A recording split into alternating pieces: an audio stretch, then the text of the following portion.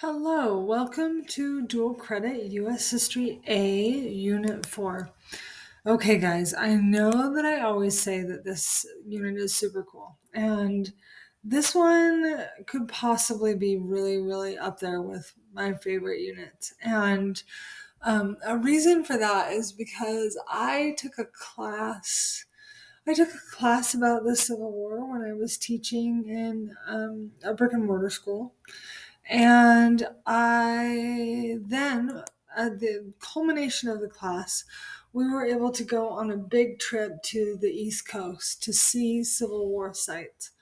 Oh my gosh, it was amazing. It was crazy, but it was amazing. So, I'm going to take you through some of the things that I saw in my class and just some things that I've found out about the Civil War. And it's really super, super fascinating. So, buckle your seatbelts. It's going to be a good ride.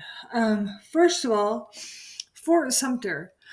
I have also been to Fort Sumter. We went to South Carolina with my husband's family one summer in July, and it was hotter than hell. But anyway, and we saw Fort Sumter while we were there. Now, I've seen a lot of battlefields for the Civil War. Okay, a lot of battlefields. And Fort Sumter was surprisingly small. I mean, you look at this picture and it really is like it's out in the ocean and there's not a lot to it. It's just kind of amazing that that's where it all started. So anyway, really super, super amazing. I also have learned that um, a big reason why so many people died in the Civil War was because the hospitals were not good at this time. Okay, they didn't have good technology, and they didn't understand that you needed to be clean in order to do something like cut off someone's leg and stuff. You were more likely to die in the hospital than you were on the battlefield. All right, so that's saying something, I think. You'll also go through the resources that compare that between the North and the South, and you'll see that the North had way more resources, to help them in the war. But the South had better military leaders, and they had Robert E. Lee, and he was amazing and ended up being also another reason why the war lasted for as long as it did. Another reason why the war lasted for as long as it did was because we had the military weapons that would bring, that were pretty advanced for the time. However, we didn't have strategies to go with those weapons. Okay. So we were still fighting as if it was, the Revolutionary War. And so you had to get super, super close in order to kill the opponent. But the guns could have killed from a lot further away. All right, so that's a lot of bloodshed right there.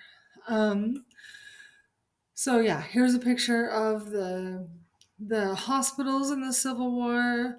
Um, you'll also find out about the Battle of Bull Run. I remember going through the Battle of Bull Run. People like it was one of the first battles. People thought, like this might be a good way to, spend the afternoon. And so they would come out with their lunches to enjoy the battle, and it ended up being a lot more than they thought that it would be. Um, this is the Emancipation Proclamation, which was written by President Lincoln and his staff, his advisory, which was an incredible committee, by the way. And the Emancipation Proclamation just freed those slaves that were in states that had seceded from the Union. Okay. And so that's really important to realize that it didn't free everyone. All right. And a big reason for that was because Abraham Lincoln said that the border states really needed to stay, meaning that those states that still had slaves but were still in with the North really needed to stay with them. He once said something like, I hope that God is on our side, but even if God is not on our side, we need Kentucky because Kentucky had a lot of resources. So I'm kind of, going through this. Okay. This is the draft that you'll learn about right here. And there was some opposition to the draft as well. These are photos from the Lillenquist collection, and I was actually there at the unveiling of the Lillenquist collection. And the Lillenquist collection is a collection of photos that were taken for soldiers that were going into war. And the idea was, before the war, soldiers were hoping that they would die uh, the good death. And the good death was that you would die with your family and your friends around you, and everyone would be, mourning your passing and stuff like that. Well, in the war, you couldn't really die like that. All right. And so, the photography was a brand new technology, and they would have their photos taken so that they could leave them with their families so that their families could remember them if they died. So interesting stuff. Okay, another picture of the hospital. That one's a lot better. Here are some people during the war, in the battles. This is probably more of the Lillenquist collection. Super cool. This is the Battle of Gettysburg, and we were able to go to that, and it was super fascinating to go there. And I was able to go with some people who really knew a lot about Gettysburg, and it really will be something that I'll never forget. It was an amazing experience that I was able to have there. So this is the cemetery at Gettysburg where Lincoln did the Gettysburg Address 7 years ago, all of that. This is the idea of what we're going to do, the idea that the North had of how we're going to win the war. Okay. And it was the Anaconda Plan. And this is how, March to the Sea. And they started in Atlanta, and they burned everything to the ground, and they ruined all of the supply lines, all of the railroad tracks, everything. Okay. If you go to Atlanta, which my husband's family lives in Atlanta, so we go there quite often, there's nothing before 1865. I mean, nothing. Okay.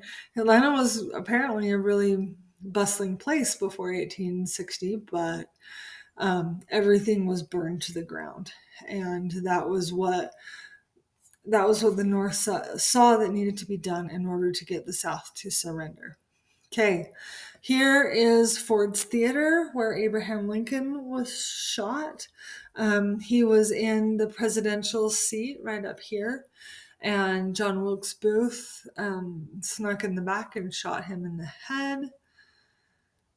So anyway, lots of cool stuff about the Civil War. So you are going to do, first of all, you're going to do a discussion guide and a discussion. You're going to watch a video.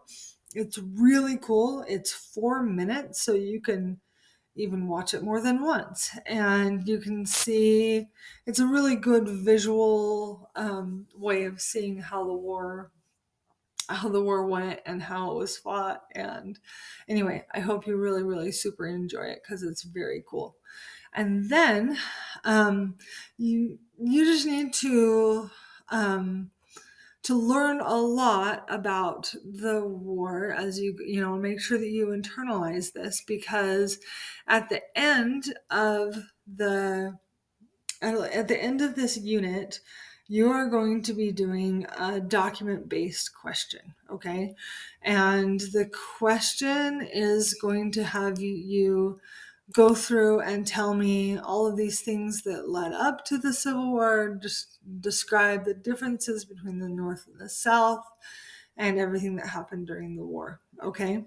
Now, you are only allowed to use the documents that I give you. Okay, so don't do any external research. Okay, you're just going to write an essay based on the documents that I give you. All right, so you will be graded on your evidence, your thesis or your claim.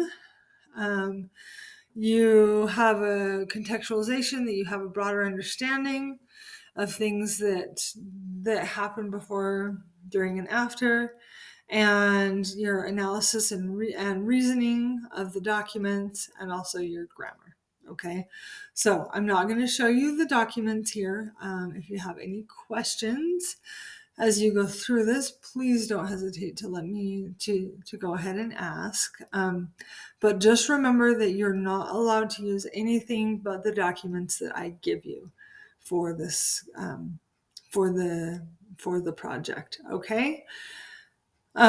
Anyway, enjoy this unit. It's super exciting, and we're almost done. And I love how it all, I don't know. I love how it all ends. And I think, this is seriously like one of my highlight units of all time. So enjoy it, and let me know if you have any questions. Talk to you later. Thanks. Bye.